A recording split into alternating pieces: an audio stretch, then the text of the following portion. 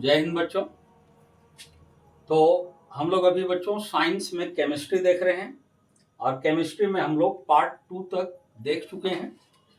तो ये जो आपका टॉपिक अभी बताया जा रहा है बच्चों, ये आपको क्लास 8 से लेके आगे की हर कक्षाओं में आपको इसका जरूरत पड़ेगा। आपका 11-12 के लिए ये सब बातें बेसिक का काम करेगा बच्चों।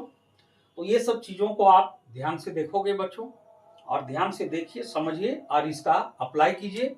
और इसके साथ जो जो वर्क आप लोग को दिया जाता है बच्चों, वो सारे वर्क को भी करते जाइए साथ में, और सारे नोट्स को प्रिपेयर करते जाइए। तो चलिए बच्चों, मॉडर्न कोचिंग अटका यूट्यूब चैनल में आप लोगों का स्वागत है।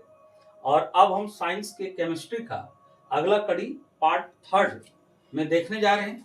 तो इसके पहले बच्चों हमने आयन के बारे में चर्चा किया था।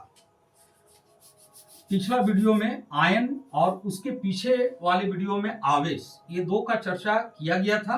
आप ये दोनों को अच्छी तरह से देख लेंगे और उसको देखने के बाद फिर जब हम पार्ट 3 जो बता रहे हैं, ये चीजें आपको अच्छी तरह से समझ में आ जाएगी। और ये मेरा जो तैयारी है बच्चों, ये तैयारी है मॉलिक्यूलर फॉर्मूला कैसे लिखा जाता है केमिस्ट्री में। तो आप मॉलिक्यूलर फॉर्मूला जब लिख पाओगे तभी केमिकल इक्वेशन बना पाओगे बच्चों। और केमिस्ट्री का ये सबसे इंपॉर्टेंट चीज होता है। आप अगर केमिस्ट्री पढ़ रहे हो तो मॉलिक्यूलर फॉर्मूला आना चाहिए, केमिकल इक्वेशन कैसे लिखा जाता है ये आपको आना चाहिए, जो कि आगे कक्षाओं के लिए काफी इंपॉर्टेंट होता है बच्चों। तो मेरी तैयारी उसी के लिए चल रहा है और उसी के लिए जो जो आवश्यक चीजें हैं ये आपको बताया जा रहा है। तो आयन में कल हम चर्चा किए थे बच्चों, और आप लोग को बताए थे कि आयन का निर्माण कैसे होता है, आयन हम किसको कहते हैं, आयन कितने टाइप के होते हैं, और फिर आयन बनता कैसे है बच्चों, कब आपका धनायन कैटायन बनता है, कब आपका ऋणायन एनायन बनता है। ये सब सारी चीजों पर कल हम चर्चा किए थे। और उन चीजों में बच्चों कुछ चीजें जो हैं वो एक्सेप्शन में है बच्चों, कुछ चीजें आपका अपवाद में है बच्चों। तो कल जो हम चर्चा किए थे बच्चों, उसमें ये बातें थी। चर्चा में हम ये किए थे कि अगर किसी तत्व के परमाणु के बाह्यतम कक्षा में, आउटर मोस्ट सेल में, अगर 1, 2 या 3 इलेक्ट्रॉन होते हैं बच्चों, तो ये इलेक्ट्रॉन का त्याग करते हैं, यानी इलेक्ट्रॉन का लॉस करते हैं। और इलेक्ट्रॉन लॉस करके ये धनायन बनाते हैं। जितना इलेक्ट्रॉन लॉस करते हैं उतना धनायन ये बना लेते हैं। अब यहां पर एक बात है बच्चों, अब एक के लिए अगर हाइड्रोजन की बात किया जाए तो हाइड्रोजन थोड़ा सा एक्सेप्शन में आएगा बच्चों। हाइड्रोजन का एटॉमिक नंबर 1 होता है और इलेक्ट्रॉनिक कॉन्फ़िगरेशन 1 होगा बच्चों। तो यहां पर यह बताया गया था आयन में कि 1, 2, 3 रहने पर वो इलेक्ट्रॉन को लॉस करता है।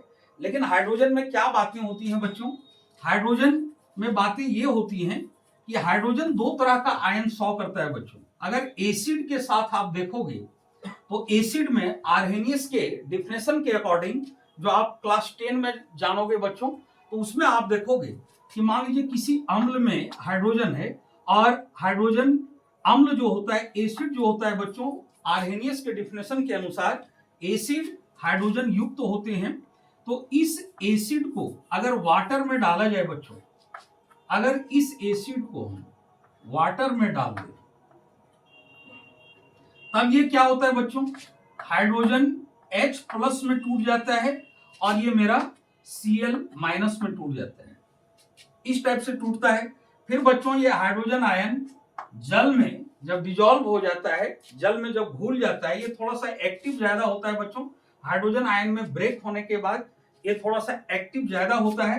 एक्टिव ज्यादा होने की वजह से ये हाइड्रोजन आयन फिर क्या होते हैं, ये जल से संयोग कर जाते हैं, और जल से संयोग करने के बाद ये हाइड्रोनियम आयन में चेंज कर जाता है। तो इस चीज को हम बच्चों एसिड, बेस और सॉल्ट टॉपिक में देखेंगे, जो स्पेशल आपका क्लास 10th में दिया हुआ है। हालांकि एसिड वगैरह के बारे में चर्चा आपका नीचे कक्षाओं में भी है।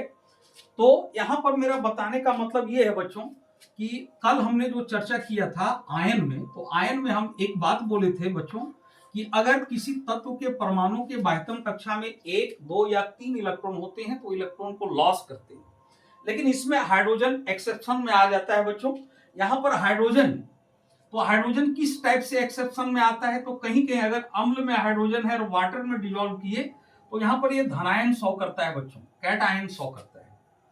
और इसकी प्रवृत्ति जो होती है बच्चों, अगर देखा जाए तो अगर ये अस्थाई विन्यास प्राप्त करना चाहेगा तो हीलियम इसके निकटतम अक्रिय गैस होगा बच्चों। और हीलियम का आपको पता है, हीलियम का एटॉमिक नंबर 2 होता है और इसका इलेक्ट्रॉन विन्यास 2 होता है बच्चों। तो यहाँ 2 करने के लिए ये इलेक्ट्रॉन एक लॉस नहीं करेगा, बल्कि बच्चों एक इलेक्ट्रॉन ये गेन करेगा। और जब ये गेन करेगा एक इलेक्ट्रॉन, तो इस परिस्थिति में इसमें आयन जो बनेगा बच्चों वो ऋण आयन बनेगा। तो कहीं कहीं हाइड्रोजन धन आयन शो करता है बच्चों, और कहीं कहीं हाइड्रोजन ऋण आयन शो करते हैं। तो कहने का मतलब ये एक्सेप्शन में आ जाता है बच्चों। तो ऋण आयन कहां शो करेंगे, जहां पर ये ऑक्टेट को प्राप्त करेंगे, अस्थायी होना चाहेंगे, स्टेबल होना चाहेंगे, वहां पर एक इलेक्ट्रॉन ये गेन करेंगे। तो जब एक इलेक्ट्रॉन गेन करेंगे तभी ये जो हीलियम है, हीलियम का जो इलेक्ट्रॉनिक विन्यास है, उस इलेक्ट्रॉनिक विन्यास को ये प्राप्त कर लेंगे अगर एक इलेक्ट्रॉन ये गेन करते हैं। तो जब ये एक इलेक्ट्रॉन गेन करेंगे बच्चों, तो H माइनस में आ जाएगा, और H माइनस में आने के बाद ये अस्टेबल हो जाएगा। तो अस्टेबल हो जाएगा तो इसको फिर बोला जाता है बच्चों हाइड्राइड बोला जाता है, इसको हम लोग हाइड्राइड बोलते हैं। तो ये आपका एक्सेप्शन में आ जाएगा बच्चों। फिर एक एक्सेप्शन में आएगा, हम ये बताए थे बच्चों कि जिस तत्व के परमाणु के बाह्यतम कक्षा में 4 इलेक्ट्रॉन हो, तो अगर 4 इलेक्ट्रॉन होता है तो इसमें हम आपको बताए थे बच्चों कि ये लॉस भी कर सकता है और गेन भी कर सकता है। तो बाह्यतम कक्षा में आउटर मोस्ट सेल में अगर 4 इलेक्ट्रॉन है और अगर ये दोनों कर सकता है, तो कहने का मतलब ये उपधातु की श्रेणी में आता है बच्चों। तो सारे उपधातु, कुछ उपधातु ऐसे होते हैं बच्चों जो स्पेशल वो इलेक्ट्रॉन का लॉस ही करते हैं, और कुछ ऐसे होते हैं जो स्पेशल इलेक्ट्रॉन को गेन करते हैं। तो यहाँ होता क्या है बच्चों कि आउटर मोस्ट सेल में ज्यादा इलेक्ट्रॉन रहने के बाद इसको लॉस करने या गेन करने के लिए ज्यादा एनर्जी की आवश्यकता होती है। तो एक जो आपको बताया गया था, इसमें हम एग्जांपल दिए थे कि 4 रहने पर वो दोनों कर सकता है, यानी वो लॉस भी कर सकता है, गेन भी कर सकता है। तो सुविधा के अनुसार समझ गए, ये किसी तत्व के साथ लॉस करके भी ऐड होता है और गेन करके भी ऐड होके कंपाउंड बना लेता है। अब इसमें एक एक्सेप्शन में आ जाएगा बच्चों, वो है मेरा कार्बन। तो कार्बन मेरा एक्सेप्शन में आ जाएगा, क्योंकि कार्बन के भी आउटर मोस्ट सेल में 4 इलेक्ट्रॉन होते हैं। और आपको पता है बच्चों, जब कार्बन में 4 इलेक्ट्रॉन है, और आपको पता है कि कार्बन नॉन मेटल है, और नॉन मेटल इलेक्ट्रॉन को गेन करते हैं, वो लॉस नहीं करते हैं नॉन मेटल। और मेटल जो होते हैं ये इलेक्ट्रॉन को लॉस करते हैं, इलेक्ट्रॉन का त्याग करते हैं। अगर कोई तत्व इलेक्ट्रॉन का त्याग कर रहा है बच्चों, तो धातु मेटल के अंदर होता है। और अगर कोई तत्व किसी दूसरे तत्व के परमाणु से इलेक्ट्रॉन गेन कर रहा है बच्चों, अगर ग्रहण कर रहा है, तो नॉन मेटल के अंदर आ जाता है। और ये जो दोनों टेंडेंसी रखता है, जो एलिमेंट त्याग और ग्रहण करने का दोनों टेंडेंसी जो रखता है, वो जनरली बच्चों उप धातु की कैटेगरी में आता है, मेटालॉइड की कैटेगरी में आता है। तो कार्बन में क्या है बच्चों, कार्बन का एटॉमिक नंबर 6 होता है और इसका इलेक्ट्रॉनिक विन्यास 2,4 होता है। लेकिन चूंकि ये बच्चों हम बताए थे, तो ये एक्सेप्शन में आएगा कि 4 रहने पर वो दोनों कर सकता है, लॉस भी और गेन भी कर सकता है। और यहां देखने के बाद वैसा लगता है बच्चों कि अगर 4 लॉस कर देता है, 2 हो जाता है, 2 हो जाने के बाद ये हीलियम जो अस्टेबल है उसका विन्यास ये प्राप्त कर लेता है। और 4 गेन करने के बाद जब 2 8 हो जाता है, तो ये नियोन का विन्यास प्राप्त करके नियोन के जैसा अस्टेबल हो जाता है बच्चों। लेकिन ये अपवाद में आएगा बच्चों, ये एक्सेप्शन में आएगा। ये आपका इलेक्ट्रॉन को लॉस नहीं करेगा बच्चों, बल्कि ये इलेक्ट्रॉन को गेन करेगा। इलेक्ट्रॉन गेन करेगा तभी ये नॉन मेटल में आएगा। अब एक बात और है बच्चों, इलेक्ट्रॉन जब ये गेन करता है तो 4 इलेक्ट्रॉन गेन करना पड़ेगा, तो इसके लिए ज्यादा एनर्जी की आवश्यकता होती है। तो ये अक्सर, ये जनरली कार्बन जो होता है बच्चों, ये इलेक्ट्रॉन को गेन ना करके, लॉस ना करके, बल्कि ये इलेक्ट्रॉन का शेयर करते हैं बच्चों। और शेयर करने के बाद ये सहसंयोजक आबंध यानी कोवलेंट बॉन्ड बनाते हैं। तो इसके बारे में बाद में हम लोग चर्चा करेंगे बच्चों कि बॉन्ड किस टाइप से बनता है, आयनिक बॉन्ड, कोवलेंट बॉन्ड ये किस टाइप से बनता है, इस पर आगे चर्चा की जाएगी। लेकिन ये सब कुछ तत्व जो है बच्चों, जो हम आयन कल हम बताए थे, उसमें आपका ये एक्सेप्शन के अंदर आएगा। और ये आपका ना तो गेन करता है और ना ही लॉस करता है, बल्कि ये ज्यादातर बच्चों ये ज्यादातर किसी किसी परिस्थिति में ये ऐसा कर सकता है, लेकिन ये ज्यादातर बच्चों शेयर बनाता है, यानी इलेक्ट्रॉन का शेयर में लगाता है और शेयर बना के ये कोवैलेंट बॉन्ड बनाता है, सहसंयोजक आबंध बनाता है। हाइड्रोजन में भी कुछ ऐसी बातें होती हैं बच्चों कि हाइड्रोजन स्टेबल होने के लिए एक गेन करेगा बच्चों, एक गेन करेगा, और जब गेन करेगा तभी ये आपका नॉन मेटल में आएगा, तो ये गेन करेगा। लेकिन ये भी आपका शेयर में अपने इलेक्ट्रॉन को शेयर में लगाता है बच्चों, और शेयर करके एक कंपाउंड बनाता है। तो ये सब में शेयरिंग का ज्यादा क्षमता होती है बच्चों, कार्बन, हाइड्रोजन, ये सब चीजों में। तो इस पर चर्चा हो गया था बच्चों। अब आज का मेरा टॉपिक है, आज हम लोग जानेंगे बच्चों बहुपरमाणुक आयन के बारे में। अब जब आप बहुपरमाणुक आयन जान जाते हैं, जो सिंगल आयन मतलब सिंगल एलिमेंट के लिए जो आयन होते हैं बच्चों, एक परमाणु के लिए होते हैं, उसको हम आसानी से निकाल सकते हैं, क्लियर कर सकते हैं इलेक्ट्रॉन का लॉस या गेन के अनुसार। अगर वो लॉस करता है बच्चों तो जितना लॉस करता है उतना धनायन बनाता है, और अगर वो गेन करता है बच्चों तो जितना गेन करता है उतना ऋणायन यानी एनायन बनाता है। तो जो सिंगल एलिमेंट होते हैं, सिंगल परमाणु होते हैं, वो एकल परमाणु कहलाते हैं बच्चों। और एकल परमाणु का आयन कल जो हम मेथड बताए थे, उस मेथड से आप पता कर सकते हो कि किसमें क्या आयन बनेगा। अब आज हम जो चर्चा करने जा रहे हैं बच्चों, ये है बहुपरमाणुक आयन, यानी एक साथ अलग अलग तत्वों के परमाणु जुड़े रहेंगे और वो एक साथ आयन सॉ करेंगे बच्चों। तो अब हमको जानना है बच्चों कि बहुपरमाणुक आयन किसको कहा जाएगा, बहुपरमाणुक आयन किसको कहेंगे। तो कल हम आयन का चर्चा किए थे बच्चों, और उसमें हम बताए थे आवेश युक्त परमाणु को आयन करते हैं। आज जब ये बहुपरमाणुक आयन है बच्चों, तो आवेश युक्त परमाणुओं के समूह को, यहां ग्रुप हो जाएगा, यहां पर एक से अधिक एलिमेंट के परमाणु आपस में अटैच होके एक साथ आयन सॉ करते हैं बच्चों, तो उसी को कहा जाता है बहुपरमाणुक आयन। उसको बहुपरमाणुक आयन बोला जाता है, बहुपरमाणुक आयन। अब बहुपरमाणुक आयन क्या होगा बच्चों, तो आवेश युक्त परमाणुओं के समूह को, यहां पर परमाणुओं का एक ग्रुप होगा बच्चों, समूह होगा अलग अलग तत्व के परमाणु का। तो आवेश युक्त परमाणुओं के समूह को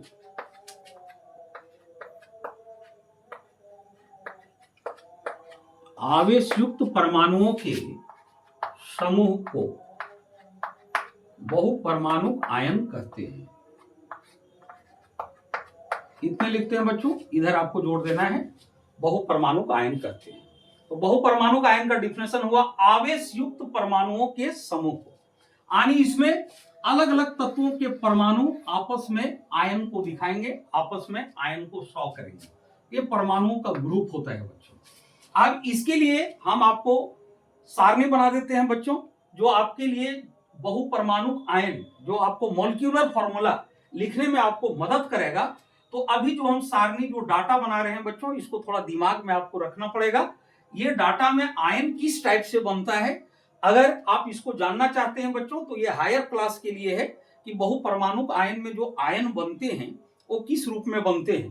तो ये हायर क्लास के लिए, अभी मैट्रिक तक इसकी आवश्यकता नहीं है, लेकिन अगर आप लोग जानना चाहोगे बच्चों तो कमेंट में बताइए, इसके लिए हम एक अलग वीडियो बनाएंगे और फिर हम आपको ये आइडिया, ये ट्रिक बताएंगे कि बहुपरमाणुक आयन में जो आयन बनता है वो किस रूप में बनता है, उसको कैसे लिया जाता है। तो फिलहाल अभी हम लोग इसका डाटा देख लेते हैं बच्चों कि बहुपरमाणुक आयन किस टाइप में होता है, उसका सूत्र क्या होता है। जो मेरा मेन इंपॉर्टेंट बहुपरमाणुक आयन है उसी के बारे में जानेंगे, जिसको मॉलिक्यूलर फॉर्मूला लिखने के समय में काफी जरूरत पड़ता है बच्चों, काफी उसकी आवश्यकता पड़ती है। तो बहुपरमाणुक आयन देखिए बच्चों कौन कौन सा है।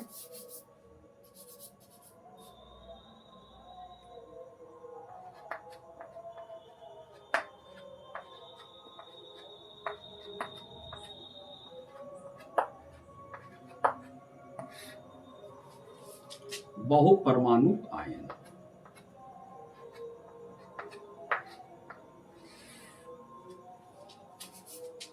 और इधर इस बहुपरमाणुक आयन का हम सूत्र लिखेंगे बच्चों, विथ आयन, आयन के साथ दिखाएंगे।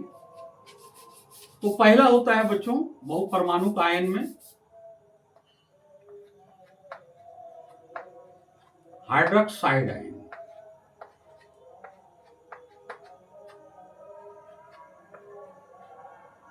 हाइड्रोक्साइड, और हाइड्रोक्साइड का सूत्र होता है बच्चों OH और single minus, OH single minus. यानी ये दोनों बहुपरमाणुक आयन हुए, ये अलग अलग तत्वों के एटम आपस में जुड़कर एक आयन शो कर रहे हैं। तो दोनों का आयन माइनस कैसे हुआ बच्चों, ये हायर क्लास के लिए है। अगर आप जानना चाहोगे तो इस चीज के लिए हम एक अलग वीडियो बनाएंगे और आपको ये चीज हम बता देंगे कि ये दोनों का आयन एक साथ माइनस क्यों हुआ।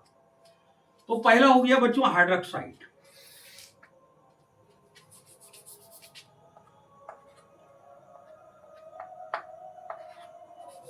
सेकंड में आ जाइए बच्चों, सेकंड हो गया अमोनियम। ये अमोनियम है बच्चों, ये अमोनिया नहीं, ये अमोनियम है। अमोनिया का अनुसूत्र NH3 होता है बच्चों। ये आपका अमोनियम है जो बहुपरमाणुक आयन के अंदर आता है, और इसका सूत्र होता है बच्चों NH4 सिंगल प्लस, अमोनियम। यानी ये सिंगल धनायन बनाते हैं।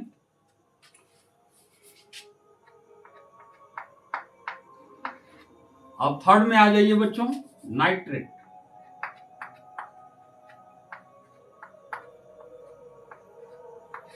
नाइट्रेट का बच्चों NO3 सिंगल माइनस होता है, NO3 सिंगल माइनस। फिर अगला अब हम लोग जानेंगे बच्चों, अगला हो गया कार्बोनेट।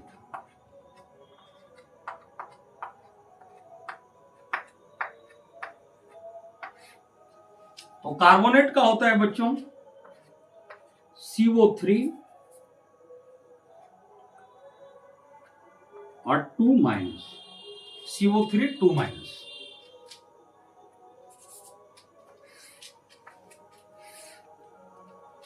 फिर होता है बच्चों हाइड्रोजन कार्बोनेट।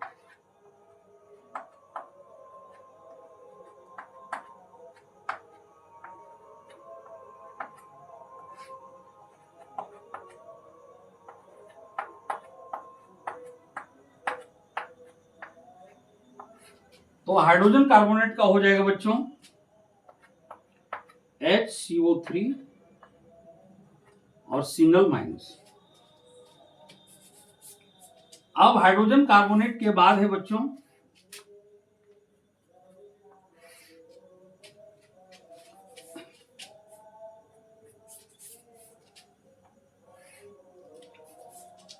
सल्फेट।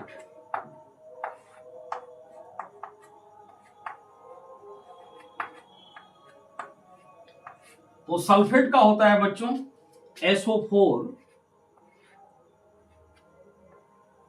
2 माइनस, यानी इसमें 2 ऋणायन होते हैं बच्चों।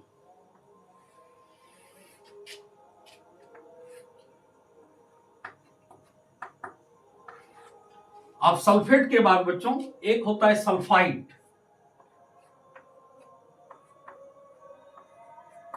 सल्फाइड, थोड़ा नाम पर ध्यान दीजिएगा बच्चों, यहां पर सल्फेट है और यहां पर सल्फाइड है, ये दोनों में अंतर है बच्चों। ये हो गया SO4 2 माइनस और सल्फाइड का हो जाएगा बच्चों SO3 2 minus, SO3 2 minus sulphide का। इस पर ध्यान रखेंगे बच्चों, ये आपका सल्फेट है और ये सल्फाइड है। सल्फेट का SO4 2 माइनस होता है, 2 ऋणायन होता है, 2 एनायन होता है उसमें, और सल्फाइड का SO3 2 माइनस होता है, यानी इसमें भी 2 ऋणायन होते हैं।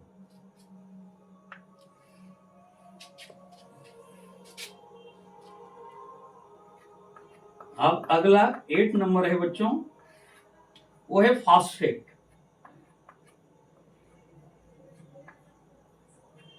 फास्फेट, तो फास्फेट का होता है बच्चों PO4 3 माइनस।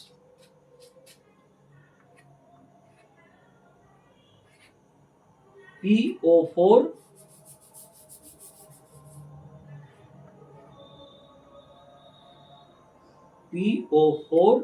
और 3 माइनस।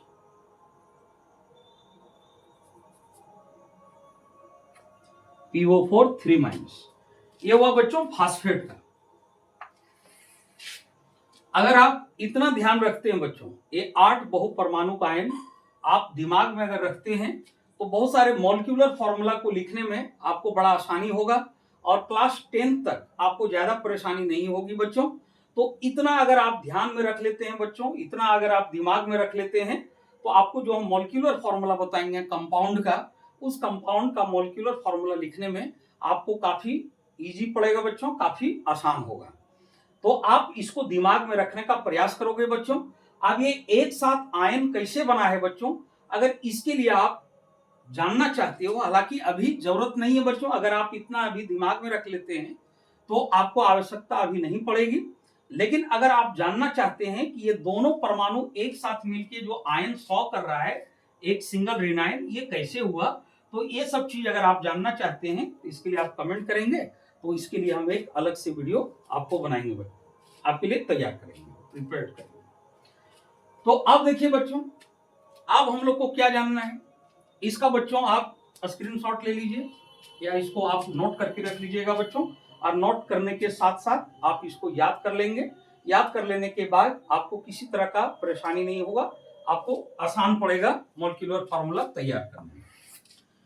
अब देखिए बच्चों, ये तो बहुपरमाणु का आयन हुआ। अब सिंगल परमाणु का जो आयन होता है उसमें भी कुछ चीजें आपको ध्यान में रखना होगा बच्चों। बाद बाकी चीजों का आप आसानी से निकाल सकते हो। अगर मान लीजिए बच्चों कॉपर 1 है, कॉपर 1 लिखा हुआ है बच्चों, तो इसमें मेरा आयन जो बनेगा वो Cu सिंगल प्लस बनेगा बच्चों। अब कॉपर सेकेंड के लिए, अब अगर कॉपर सेकेंड लिखा हुआ है बच्चों तो इसका जो आयन बनेगा मेरा ये Cu2 प्लस बनेगा, ये 2 धनायन बनेगा। इसी तरह आयरन का भी होता है बच्चों, आयरन Fe, तो Fe का 1 से नहीं बच्चों, इसका 2 से होता है। Fe अगर 2 है बच्चों तो ये Fe2 plus ion, Fe2 plus. और चूंकि ये सब मेटल हैं इसलिए ये सब धनायन में ही होंगे बच्चों, ये सब आपका कैटायन में ही होगा। एक होता है बच्चों आयरन थर्ड। अगर आयरन थर्ड लिखा हुआ है बच्चों तो आप समझ जाएंगे कि वो 3 प्लस आयन का बात कर रहा है बच्चों, तो इसका हो जाएगा Fe3 प्लस हो जाएगा बच्चों, Fe3 प्लस। तो इसमें से कुछ कुछ चीजें ये सब हैं बच्चों, इसके लिए ये सब चीजें भी आपको थोड़ा सा ध्यान में रखना है। एक कॉपर को ध्यान में रखिए, एक आयरन को ध्यान में रखिए। कॉपर जो होता है, कॉपर 1 एक धनायन 100 करता है बच्चों, कॉपर 2 जो होता है ये 2 धनायन 100 करता है, और फिर आयरन 2 जो होते हैं ये 2 धनायन 100 करते हैं, और फिर आयरन थर्ड जो होते हैं ये 3 धनायन 100 करते हैं। अब कहीं कहीं कंपाउंड जब बनेगा बच्चों तो Fe2 पार्टिसिपेट होगा, तो Fe2 पार्टिसिपेट होगा तो वहां जो कंपाउंड का फॉर्मूला तैयार होगा ये आपका 2 प्लस के अकॉर्डिंग होगा बच्चों। और जब कहीं पर Fe3 पार्टिसिपेट होता है बच्चों तो Fe3 पार्टिसिपेट होता है, ये आयरन के ही डिफरेंट फॉर्म है बच्चों। तो अगर कहीं Fe3 पार्टिसिपेट होता है तो वहां पर हम 3 धनायन का यूज करके वहां पर कंपाउंड को बनाया जाएगा बच्चों।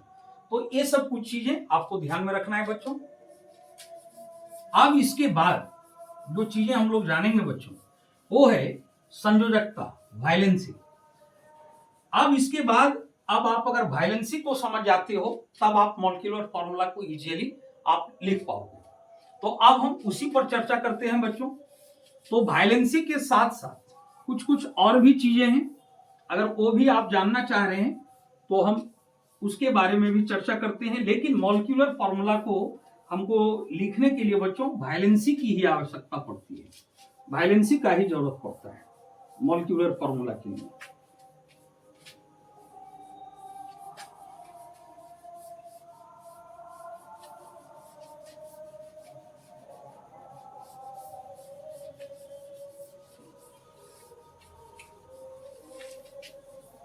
अब कौन कौन से इलेक्ट्रॉन होते हैं बच्चों, वायलेंसी के साथ साथ हम उसका भी चर्चा कर देते हैं।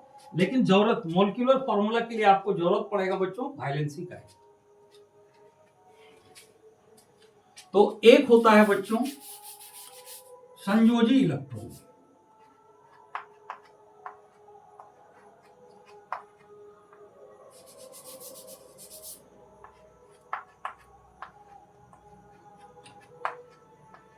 संयोजी इलेक्ट्रॉन,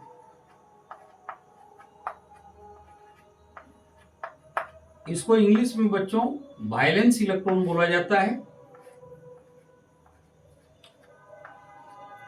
इंग्लिश में हम इसको वायलेंस इलेक्ट्रॉन बोलेंगे बच्चों।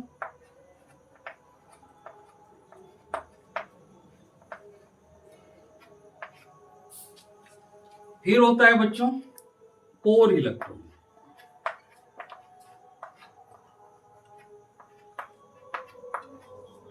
कोर इलेक्ट्रॉन,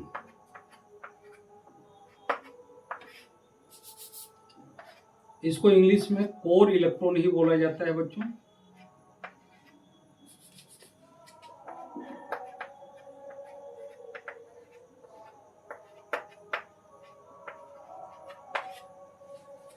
और फिर एक होता है बच्चों संयोजकता,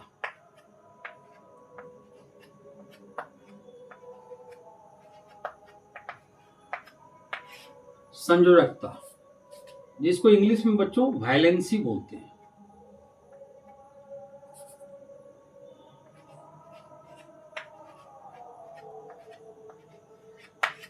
इसको वायलेंसी बोला जाता है। अब संयोजी इलेक्ट्रॉन क्या होता है बच्चों, कोर इलेक्ट्रॉन क्या होता है, संयोजकता क्या होता है, इस चीज को आप देखिए। तो संयोजी इलेक्ट्रॉन का डिफिनेशन है बच्चों कि किसी तत्व के परमाणु के बाह्यतम कक्षा में उपस्थित इलेक्ट्रॉन को संयोजी इलेक्ट्रॉन कहा जाता है। कोई भी एटम का जो आउटर मोस्ट सेल होगा, तो आउटर मोस्ट सेल में जितने इलेक्ट्रॉन होंगे बच्चों वो संयोजी इलेक्ट्रॉन कहलाएंगे। और संयोजी इलेक्ट्रॉन छोड़ देने के बाद फिर भीतरी कक्षाओं में, तो इसका डिफिनेशन ये होगा बच्चों कि किसी तत्व के परमाणु के भीतरी कक्षाओं में उपस्थित इलेक्ट्रॉनों की संख्या को कोर इलेक्ट्रॉन कहा जाता है। तो और वायलेंसी किसको कहा जाता है बच्चों, तो वायलेंसी कहा जाता है कि कोई भी तत्व के परमाणु अस्थायी विन्यास प्राप्त करने के लिए जितना इलेक्ट्रॉन लॉस या गेन करते हैं उन इलेक्ट्रॉनों की संख्या आपका वैलेंसी कहलाता है, आपका संयोजकता कहलाता है बच्चों। तो संयोजी इलेक्ट्रॉन बाह्यतम कक्षा में, आउटर मोस्ट सेल में, ये होते हैं बच्चों बाह्यतम कक्षा में उपस्थित इलेक्ट्रॉन, बाह्यतम कक्षा में उपस्थित इलेक्ट्रॉन। बाह्यतम कक्षा में जितने इलेक्ट्रॉन उपस्थित होंगे बच्चों सबसे आउटर मोस्ट सेल में, ये आपका संयोजी इलेक्ट्रॉन होगा बच्चों। और कोर इलेक्ट्रॉन बाह्यतम कक्षा को छोड़ के जो भीतर की कक्षाएं होगी, तो आंतरिक कक्षाओं में या भीतरी कक्षाओं में भी आप लिख सकते हैं, भीतरी या आंतरिक कक्षाओं में।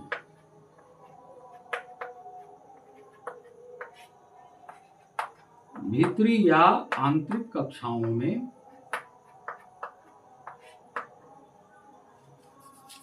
उपस्थित इलेक्ट्रॉन,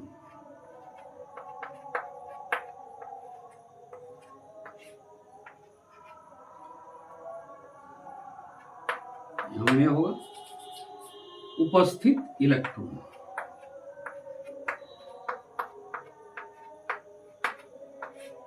और ये वैलेंसी जो होता है बच्चों, ये अस्थाई विन्यास प्राप्त करने के लिए, ऑक्टेट प्राप्त करने के लिए या अस्टेबल होने के लिए जितने इलेक्ट्रॉन त्याग या ग्रहण करेंगे, तो त्यक्त या ग्रहण इलेक्ट्रॉनों की संख्या, त्यक्त या ग्रहण इलेक्ट्रॉनों की संख्या, ये चीजें आपको ध्यान में रखना है बच्चों। स्टेबल होने के लिए जितना त्याग या ग्रहण करेगा उन इलेक्ट्रॉनों की संख्या आपका वैलेंसी होगा। अब बहुत सारे केस में क्या होते हैं बच्चों, कुछ कुछ एलिमेंट्स के जो वैलेंस इलेक्ट्रॉन होंगे और वैलेंसी, ये दोनों इक्वल होता है बच्चों। लेकिन बहुत सारे एलिमेंट ऐसे हैं जिनका वैलेंस इलेक्ट्रॉन और वैलेंसी अलग अलग होते हैं। तो आप अगर ये कॉन्सेप्ट को ध्यान में रखते हैं बच्चों कि स्टेबल होने के लिए कोई भी एलिमेंट का जो परमाणु है, कोई भी एलिमेंट का जो एटम है, कोई भी तत्व के जो परमाणु है, स्टेबल होने के लिए, ऑक्टेट प्राप्त करने के लिए जितना इलेक्ट्रॉन लॉस या गेन करेंगे उन इलेक्ट्रॉनों की संख्या आपका संयोजकता होगा। तो चलिए बच्चों हम कुछ एग्जाम्पल से इसको हम आपको क्लियर कर देते हैं ये बातों को। कुछ एग्जाम्पल आप देखिए बच्चों। तो एग्जाम्पल फर्स्ट है मेरा बच्चों सोडियम। सोडियम का एटॉमिक नंबर 11 होता है बच्चों। और ये सब इलेक्ट्रॉन जानने के लिए बच्चों आपको इलेक्ट्रॉनिक कॉन्फ़िगरेशन जो बताया गया है सेल के आधार पर, जो बोरबरी योजना के अंदर आता है, उसको आपको अप्लाई करना होगा और उससे आपको इजीली ये बात पता चल जाएगी। तो आप यहां पर ये भी बात समझ पाओगे बच्चों कि इलेक्ट्रॉनिक विन्यास का मेरा यूज कहां कहां है। तो सोडियम का 11 हुआ और इसका इलेक्ट्रॉनिक कॉन्फ़िगरेशन होगा बच्चों 281। अब यहां पर देखिए बच्चों, इसका जो बाह्यतम कक्षा होगा ये मेरा 3 कक्षा तक गया बच्चों। के हो गया, एल हो गया और ये तीसरी कक्षा एम हो गया। तो एम कक्षा तक गया है बच्चों। तो इसका मतलब है जो सबसे बाहरी कक्षा होगा ये मेरा एम होगा। इसको आप एटॉमिक स्ट्रक्चर में भी दिखा सकते हैं बच्चों। बीच में आपका ये न्यूक्लियस हो गया बच्चों।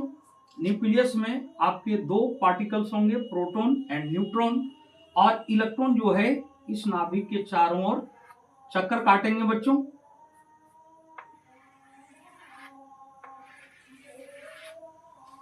अब यहां पर देखिए बच्चों, यहां पर मेरा 3 सेल गया हुआ है 3 कक्षा तक। ये पहला कक्षा के हुआ बच्चों, ये एल हुआ और ये एम हुआ बच्चों। अब मेरा फर्स्ट नाभिक के बाद जो फर्स्ट सेल है मेरा के जो है, इसमें 2 इलेक्ट्रॉन है बच्चों। के में 2 इलेक्ट्रॉन है तो यहां हम 2 इलेक्ट्रॉन दिखाएंगे बच्चों। एल में 8 इलेक्ट्रॉन है तो 1 2 3 4 5 6 7 8। इसमें 8 इलेक्ट्रॉन हो गए बच्चों। और जो एम कक्षा है बच्चों उसमें मात्र 1 इलेक्ट्रॉन है बच्चों, तो ये 1 हुआ। अब आप बताइए बच्चों कि इस सोडियम का सबसे बाहरी कक्षा कौन हुआ, बाह्यतम कक्षा कौन हुआ, आउटर मोस्ट सेल कौन हुआ। तो सबसे बाह्यतम कक्षा मेरा एम हुआ बच्चों। एम पर ही ये लास्ट कर गया है। तो सबसे बाह्यतम कक्षा, सबसे बाहरी कक्षा आपका एम हुआ। यानी इस न्यूक्लियस के सबसे लास्ट जो सेल होगा वही आपका सबसे बाह्यतम कक्षा होगी बच्चों। तो सबसे बाह्यतम कक्षा एम है और इस एम में मेरा 1 इलेक्ट्रॉन है बच्चों। 1 इलेक्ट्रॉन है इसलिए संयोजी इलेक्ट्रॉन 1 होगा बच्चों। तो आप वहां से भी समझ सकते हैं, अगर वहां से नहीं समझते हैं तो आप यहां से समझ जाइए। इसका हम इलेक्ट्रॉनिक कॉन्फ़िगरेशन किए तो के एल एम में गया। तो आउटर मोस्ट सेल मेरा ये होगा बच्चों। तो इस सेल में यानी एम में जितने इलेक्ट्रॉन होंगे बच्चों वो आपका संयोजी इलेक्ट्रॉन कहलाएगा। क्योंकि संयोजी इलेक्ट्रॉन में हम लिख दिए हैं बच्चों बाह्यतम कक्षा में उपस्थित इलेक्ट्रॉन। तो बाह्यतम कक्षा में मेरा 1 इलेक्ट्रॉन है, इसलिए सोडियम का संयोजी इलेक्ट्रॉन जो होगा बच्चों, इस संयोजी इलेक्ट्रॉन 1 होगा बच्चों। संयोजी इलेक्ट्रॉन इक्वल टू 1 होगा बच्चों। अब इसका कोर इलेक्ट्रॉन क्या होगा बच्चों। तो कोर इलेक्ट्रॉन के बारे में लिखा गया है बच्चों, संयोजी इलेक्ट्रॉन में जितना इलेक्ट्रॉन था उसको माइनस करने के बाद जो बचा वो आपका कोर इलेक्ट्रॉन होगा बच्चों। तो कोर इलेक्ट्रॉन के लिए हम लिखे इंस्ट्रक्शन भीतरी या आंतरिक कक्षाओं में उपस्थित इलेक्ट्रॉन। तो ये बाह्यतम कक्षा हो गया बच्चों। तो ये कक्षा को छोड़ के इधर का जो 2 कक्षा है ये भीतरी या आंतरिक कक्षा कहलाएगा बच्चों। तो के में आपका 2 है, एल में 8 है। आप यहां से भी समझ सकते हैं बाह्यतम कक्षा में उपस्थित इलेक्ट्रॉन 1 हुआ तो इसको हटा देंगे बच्चों। और इसको हटाने के बाद इधर जो बचा ये मेरा भीतरी कक्षा होगा बच्चों। तो भीतरी कक्षा में जितने इलेक्ट्रॉन है सबको ऐड कर देंगे। 2 + 8 = 10। यानी इसका कोर इलेक्ट्रॉन 10 होगा बच्चों। अब समझना है बच्चों की संयोजकता क्या होगा, वैलेंसी क्या होगा। तो इसका वैलेंसी ये स्टेबल होने के लिए बच्चों, ऑक्टेट प्राप्त करने के लिए, अष्टक प्राप्त करने के लिए जितना इलेक्ट्रॉन लॉस या गेन करेगा बच्चों उन इलेक्ट्रॉन की जो संख्या होगी, उस इलेक्ट्रॉन की जो संख्या होगी वो आपका वैलेंसी का रहेगा। तो यहां पर देखिए बच्चों, इसको स्टेबल होने के लिए एक इलेक्ट्रॉन लॉस करना पड़ेगा बच्चों। अगर ये एक इलेक्ट्रॉन लॉस कर देगा तो बाह्यतम कक्षा में 8 इलेक्ट्रॉन हो जाएगा, और 8 इलेक्ट्रॉन हो जाने के बाद हम प्रीवियस वीडियो में आपको बताए थे बच्चों कि अगर आउटर मोस्ट सेल में 8 इलेक्ट्रॉन हो जाते हैं तो अस्टेबल हो जाता है बच्चों। तो 8 इलेक्ट्रॉन यहां करने के लिए एक इलेक्ट्रॉन को लॉस करेगा, और एक इलेक्ट्रॉन लॉस करेगा बच्चों तो जो नियोन जो अक्रिय गैस बताया गया था, उस नियोन का ये विन्यास प्राप्त कर लेगा, प्राप्त करने के बाद ये अस्टेबल हो जाएगा। तो कहने का मतलब है बच्चों कि सोडियम अस्टेबल होने के लिए एक इलेक्ट्रॉन लॉस करेगा, इसलिए इसकी संयोजकता 1 होगी, इसका वैलेंसी 1 होगा। अब देखिए बच्चों, सोडियम के कंडीशन में आपका संयोजी इलेक्ट्रॉन और संयोजकता इलेक्ट्रॉन ये दोनों सेम हो गया बच्चों। अब हमको देखना है, तो हम ये चीज बताए थे बच्चों कि बहुत सारे एलिमेंट्स में आपके संयोजी इलेक्ट्रॉन और संयोजकता सेम होंगे, लेकिन ये सारे एलिमेंट के लिए नहीं होंगे बच्चों। ये सारे के लिए आपका ये कॉन्सेप्ट अगर आप अप्लाई करते हैं बच्चों, त्यक्त या ग्रहण इलेक्ट्रॉनों की संख्या, तो आपको वैलेंसी ज्ञात करने में कोई असुविधा नहीं होगी बच्चों। इसलिए ये बातें आप ध्यान में रखेंगे तो आपको किसी तरह की समस्या नहीं होगी बच्चों। अब कुछ हम और एग्जाम्पल देखते हैं बच्चों। अब हम ये बताते हैं बच्चों, अगला एग्जाम्पल में आपको ये दिखाते हैं कि हर एलिमेंट में आपका संयोजी इलेक्ट्रॉन और संयोजकता सेम नहीं होता है बच्चों। उसके लिए हम एक ले रहे हैं, क्लोरीन ले रहे हैं बच्चों, क्लोरीन। तो क्लोरीन का एटॉमिक नंबर 17 होता है बच्चों, और इसका इलेक्ट्रॉनिक कॉन्फ़िगरेशन 287 होगा। अब देखिए बच्चों, यहां पर ये 3 सेल तक गया, के एल एम, ये 3 ऑर्बिट या सेल तक मेरा गया है। तो सबसे लास्ट सेल, सबसे बाह्यतम कक्षा एम होगा, और एम में कितना इलेक्ट्रॉन है बच्चों? 7। तो 7 इलेक्ट्रॉन आपका ये संयोजी इलेक्ट्रॉन हो जाएगा। ये आपका संयोजी इलेक्ट्रॉन हो जाएगा बच्चों। तो ये संयोजी इलेक्ट्रॉन आपका कितना हो गया बच्चों? तो संयोजी इलेक्ट्रॉन आपका 7 हो गया। अब कोर इलेक्ट्रॉन, तो संयोजी इलेक्ट्रॉन छोड़ देने के बाद, संयोजी इलेक्ट्रॉन को माइनस करने के बाद जो बचता है बच्चों, वो आपका कोर इलेक्ट्रॉन होगा। तो 7 मेरा संयोजी इलेक्ट्रॉन हो गया। ये बाह्यतम कक्षा में था, तो भीतरी कक्षा मेरा ये 2 होगा बच्चों, और ये 2 में 2 8 हैं, तो टोटल मेरा 10 होंगे। तो कोर इलेक्ट्रॉन मेरा 10 हो जाएगा। अब इस कंडीशन में देखिए बच्चों, क्लोरीन के लिए देखिए कि इसकी संयोजकता कितनी होती है, वैलेंसी कितना होता है, इसकी संयोजकता कितनी होती है। तो आप बताइए बच्चों, ये स्टेबल होने के लिए, अस्टेबल होने के लिए इलेक्ट्रॉन गेन करेगा या लॉस करेगा? तो यहां पर देखिए बच्चों, क्लोरीन जो है अक्रिय गैस, जो आर्गन है, आर्गन का ये पड़ोसी है बच्चों, जो प्रीवियस वीडियो में आपको बताया गया था। तो ये आर्गन का पड़ोसी है। तो आर्गन का विन्यास कैसा है बच्चों? तो आर्गन का विन्यास मेरा 288 है। अब यहां देखिए बच्चों, 287 है। अब यहां 8 करना है इसको, तो 8 करने के लिए 1 इलेक्ट्रॉन गेन करना पड़ेगा। तो 1 इलेक्ट्रॉन ये गेन करता है बच्चों, तो इसका वैलेंसी आपका 1 हो जाएगा, इसकी वैलेंसी 1 हो जाएगी। अब यहां पर देखिए बच्चों, क्लोरीन में संयोजी इलेक्ट्रॉन 7 हो गया और संयोजकता 1 हो गया, दोनों अलग अलग हो गए। तो यही चीज हम आपको बताए थे बच्चों कि बहुत सारे एलिमेंट में आपके संयोजी इलेक्ट्रॉन और संयोजकता इक्वल होंगे, लेकिन बहुत सारे एलिमेंट ऐसे भी हैं जिनका संयोजी इलेक्ट्रॉन और संयोजकता बिल्कुल अलग होते हैं।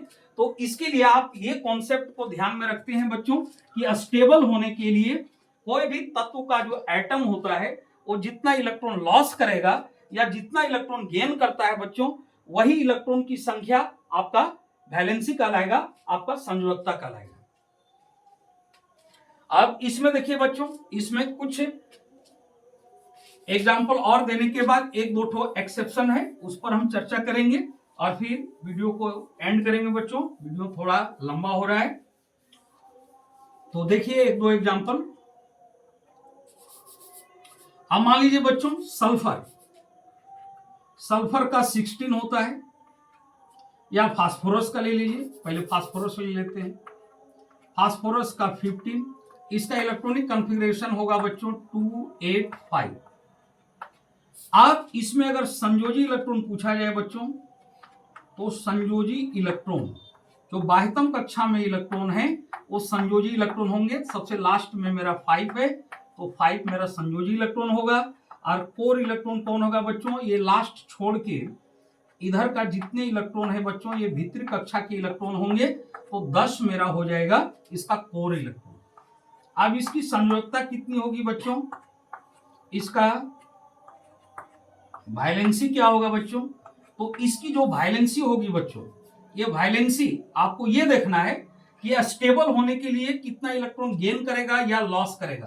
तो आप बताइए बच्चों, यहां पर 8 करना है, तो 8 करने के लिए ये 3 गेन करेगा या 5 लॉस करेगा। तो हम बताए थे एक बात बच्चों प्रीवियस वीडियो में, पिछला वीडियो में, कि जिसमें कम पड़ेगा बच्चों एलिमेंट एटम वो काम करेंगे। अगर लॉस करने में कम हो रहा है तो लॉस करेंगे, अगर गेन करने में कम पड़ रहा है तो गेन करेंगे। तो अगर लॉस करते हैं बच्चों तो लॉस करने के बाद भी मेरा बाह्यतम कक्षा में 8 इलेक्ट्रॉन हो जाएगा। लेकिन अगर ये लॉस करते हैं तो 5 लॉस करना पड़ेगा, और अगर ये गेन करते हैं तो 3 गेन करना पड़ेगा। तो जो जिसमें कम पड़ेगा बच्चों वो चीज करेगा। तो गेन करने में कम पड़ रहा है यानी ये 3 इलेक्ट्रॉन गेन करेगा, और गेन करने के बाद जो मेरा अक्रिय गैस के अंदर जो तत्व थे, और वो अक्रिय गैस के अंदर जो आर्गन तत्व थे, आर्गन का ये इलेक्ट्रॉनिक विन्यास प्राप्त कर लेगा। तो ये 3 इलेक्ट्रॉन गेन करेगा बच्चों, इसलिए इसकी संयोजकता 3 होगी। अब देखिए इस कंडीशन में बच्चों संयोजी इलेक्ट्रॉन और आपका संयोजकता इलेक्ट्रॉन अलग अलग हो गया बच्चों। अब इसको थोड़ा सा इजी वे में आप ध्यान में कैसे रखेंगे बच्चों, इसके लिए हम आपको कुछ आइडिया बता देते हैं बच्चों, कुछ ट्रिक बता देते हैं, आप उसको इजी वे में रख सकते हैं। अगर बच्चों किसी तत्व के परमाणु के बाह्यतम कक्षा में अगर 1 इलेक्ट्रॉन हो बच्चों, अगर 2 इलेक्ट्रॉन हो बच्चों, 3 हो या 4, तो ये रहने के बाद बच्चों उसका जो वायलेंसी होगा, वायलेंसी इतना ही होगा बच्चों।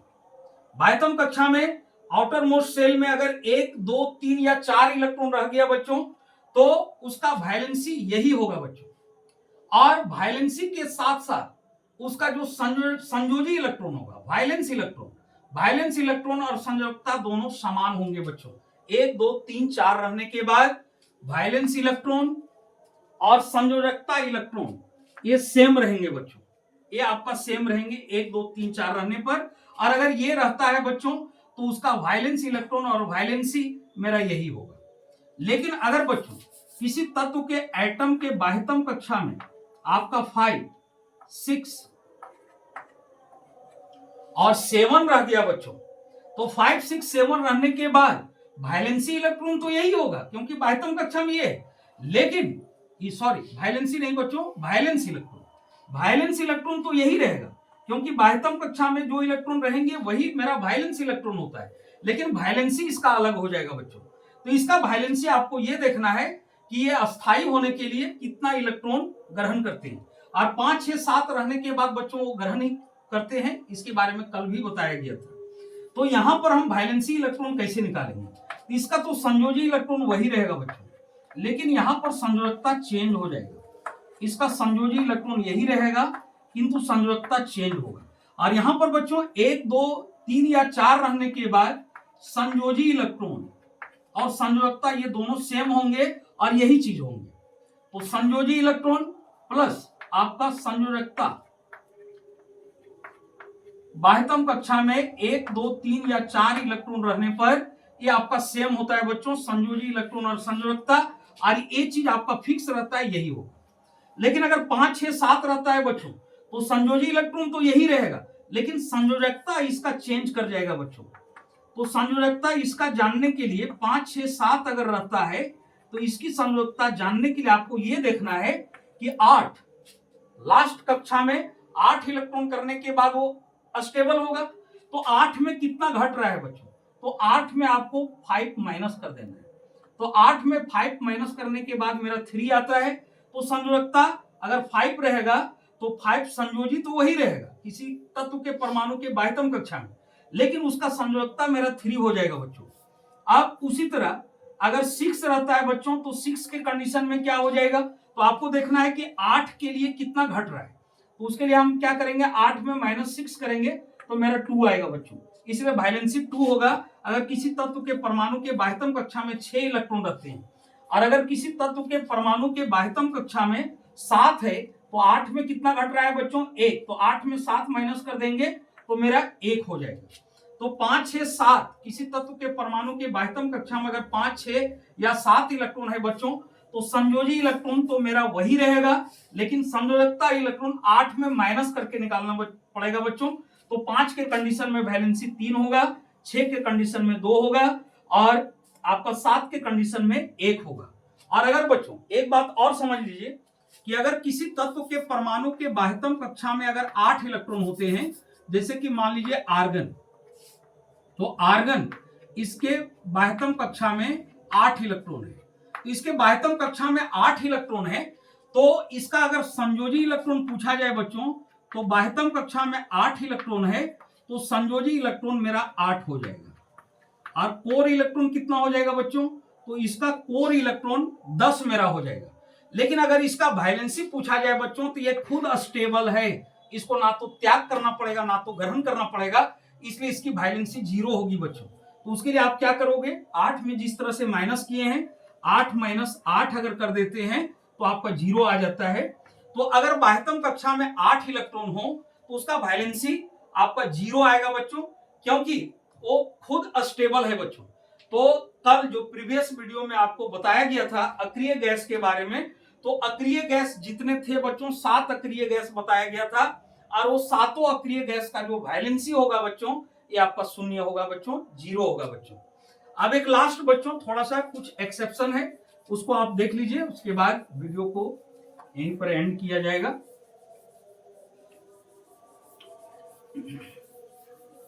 तो एक एक्सेप्शन है बच्चों हाइड्रोजन का। तो हाइड्रोजन का एटॉमिक नंबर 1 होता है बच्चों, और इसका इलेक्ट्रॉनिक विन्यास, इलेक्ट्रॉनिक कॉन्फ़िगरेशन 1 होगा। अगर यहां के लिए पूछा जाए बच्चों कि इसका संयोजी इलेक्ट्रॉन क्या होगा, संयोजी इलेक्ट्रॉन, तो इसके संयोजी इलेक्ट्रॉन 1 हो जाएंगे बच्चों, क्योंकि एक ही सेल है और इस सेल को हम बाह्यतम कक्षा मान लेंगे, आउटर मोस्ट सेल मान लेंगे और बाह्यतम कक्षा मान लेंगे, तो इसका संयोजी इलेक्ट्रॉन 1 हो जाएगा बच्चों। लेकिन अगर इसका कोर इलेक्ट्रॉन का बात किया जाए बच्चों, तो आपको पता है बच्चों कि अगर संयोजी इलेक्ट्रॉन में 1 हो गया तो कोर इलेक्ट्रॉन इसमें नहीं बचता है, तो कोर इलेक्ट्रॉन इसका 0 हो जाएगा बच्चों, 0 हो जाएगा। अब इसी तरह एक हीलियम है बच्चों, तो हीलियम का देखिए बच्चों, हीलियम का 2 होता है एटॉमिक नंबर और इसका विन्यास 2 होता है। अब ये भी मेरा 1 सेल के लिए ही है बच्चों, तो इसका मेरा संयोजी इलेक्ट्रॉन,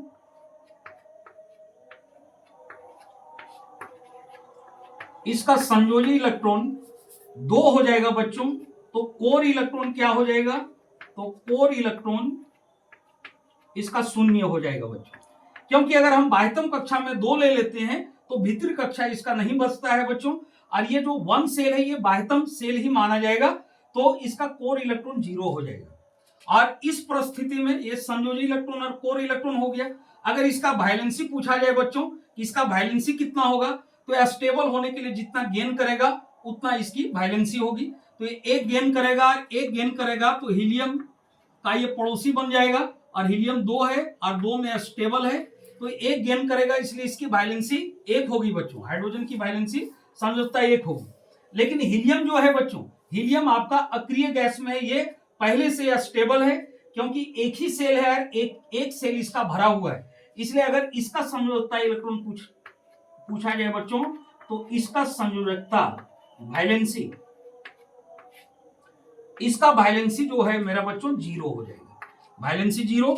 और अगर इसका वैलेंसी पूछा जाए बच्चों हाइड्रोजन का संयोजकता, तो ये तरीका हम बता ही दिए हैं बच्चों। स्टेबल होने के लिए जितना ये गेन या लॉस करेगा, तो कितना ये गेन करेगा स्टेबल होने के लिए, यहाँ 2 करना है बच्चों, हीलियम का पड़ोसी है, तो 2 करने के लिए 1 गेन करेगा, इसलिए इसकी वैलेंसी 1 होगी। लेकिन हीलियम के कंडीशन में बच्चों ये अस्टेबल है और ये अक्रिय गैस के अंदर है, एक सेल है, एक सेल इसका पूरा भरा हुआ है, तो ये स्टेबल होने के लिए ना तो लॉस करेगा ना तो गेन करेगा, इसलिए इसकी वैलेंसी 0 होगी। तो अब मैं उम्मीद करता हूं बच्चों यहां तक चीजें आप लोगों को अच्छी तरह से समझ में आ गई होगी। अगर इसके बाद भी कुछ समस्या अगर रह गया है तो आप कमेंट करके बताएंगे बच्चों, फिर उस समस्या का निदान किया जाएगा।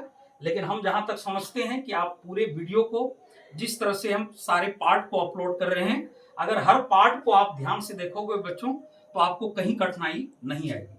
अब इसके बाद वाले वीडियो में बच्चों अब हम आपको कंपाउंड का मॉलिक्यूलर फॉर्मूला कैसे लिखा जाएगा इसके बारे में चर्चा करेंगे। तो आप पूरे वीडियो को अच्छी तरह से सारे पार्ट को आप देखिए बच्चों, तब आप सही तरह से आप समझ पाएंगे।